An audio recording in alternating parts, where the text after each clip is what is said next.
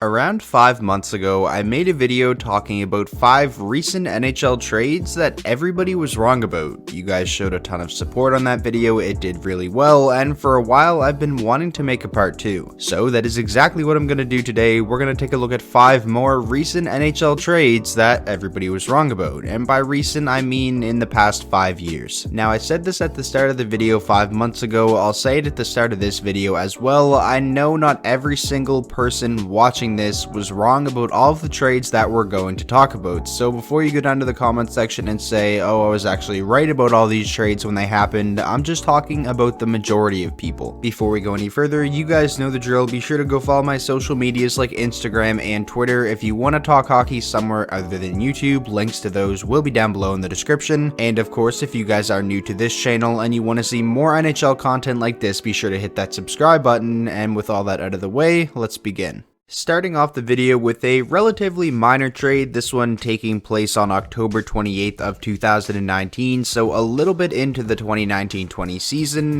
the Detroit Red Wings sent prospect Alec Regula to the Chicago Blackhawks in exchange for Brendan PERLINI. Again, not a very significant trade by any means, but still a trade that a lot of people were wrong about, including myself. As a Red Wings fan, this one still stings a little bit. When this went down, most people figured that Brendan PERLINI still had some potential. This is a guy who was a 12th overall pick by the Coyotes in the 2014 draft. His first 3 seasons in the NHL, he scored 14 goals, 17 goals, and then 14 goals. He wasn't happy with the amount of playing time he was getting in Chicago, so PERLINI requested a trade, and Steve Yzerman decided to take a chance on him, and I really don't blame Steve Yzerman for that. Again, at the time this trade went down, it looked like a really smart move for the Red Wings. Acquiring a guy who was a former lottery pick, still relatively young, who scored 14 or more in each of his first 3 seasons, a lot of people figured that this was going to be a good fit, him going to a rebuilding team like the Red Wings where he'd get a lot of opportunity to play, where there was no pressure. Unfortunately, it just didn't work out. PERLINI had a miserable year in Detroit, scoring just 1 goal in 39 games, was not given a qualifying offer, and at the time I'm recording this, he is still currently an unrestricted free agent. And honestly, I wouldn't be all that surprised if we've seen the last of Brendan PERLINI in the NHL, for now anyways, and he signed somewhere in Europe, so pretty much Detroit gave up prospect Alec Regula for 39 games of Brendan PERLINI. Now, it's not like Regula has already developed into a stud blue liner in the NHL and burned the Red Wings, but he had 27 goals and 60 points for the London Knights this past season as a defenseman. He's a pretty good prospect. If Stevie Y had a time machine, I think it's pretty safe to say that this is a trade he would probably like to go back and undo.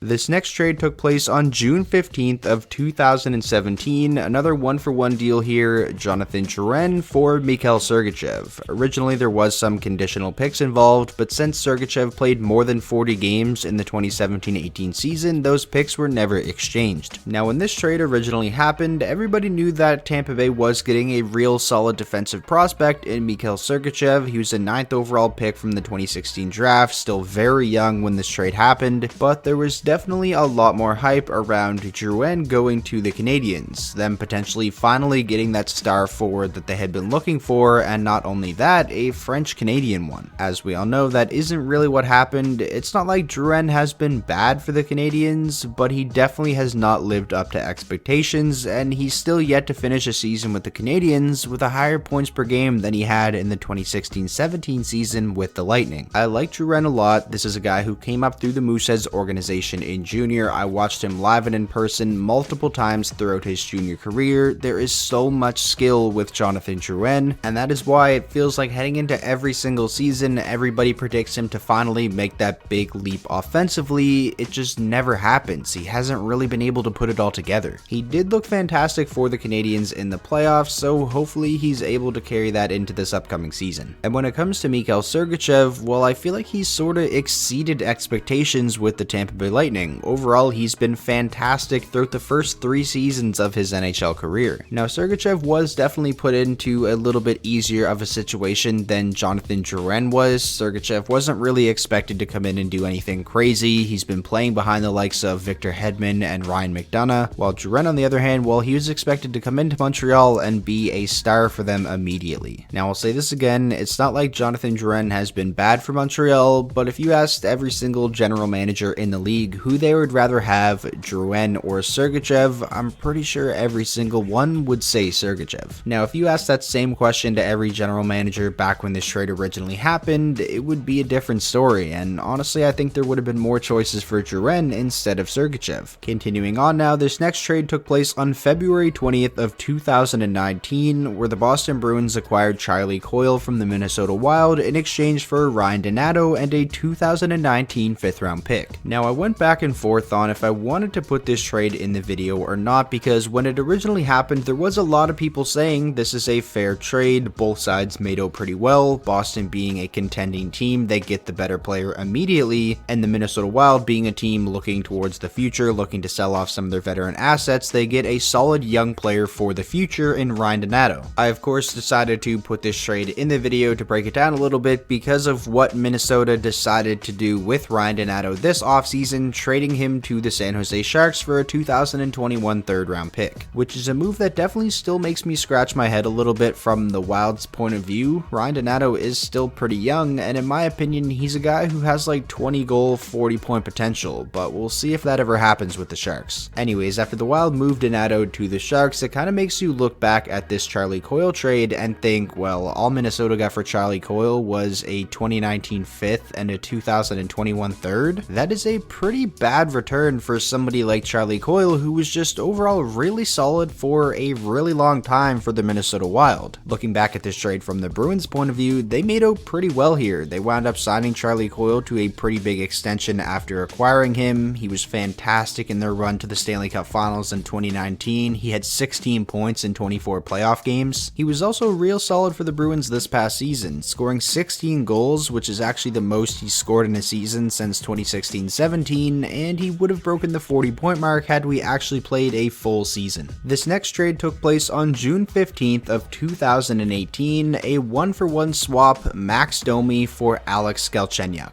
Now, this is a pretty interesting one to look back on. There's a lot of different elements to it, considering after signing with Ottawa, that is now Alex Galchenyuk's 3rd new team since playing for Arizona, and this offseason Max Domi was dealt to the Columbus Blue Jackets as part of the Josh Anderson trade. To keep things simpler, we'll just focus on what Max Domi did with the Canadiens and what Galchenyuk did with the Coyotes. Now, I remember when this trade originally happened, it was pretty confusing. The 2017-18 season, so the final year Alex Galchenyuk played with the Montreal Canadiens, he had 19 goals and 51 points, which is a pretty solid season. That's the 2nd highest point total he had put up in his NHL career. Max Domi, on the other hand, his 2017-18 season, he did put up 45 points, but only scored 9 goals, and I'm pretty sure like 5 of those 9 goals were empty netters. I actually went back and looked through the comment section of my video I made on this trade when it happened. I didn't watch the video because my video sucked back then, but in the comment section, I'm gonna read the first 5 or so comments here. The first comment says, Marc Bergevin makes Chiarelli look like a good GM. The next comment says, this trade makes as much sense as trading Riley Smith for a 4th round pick.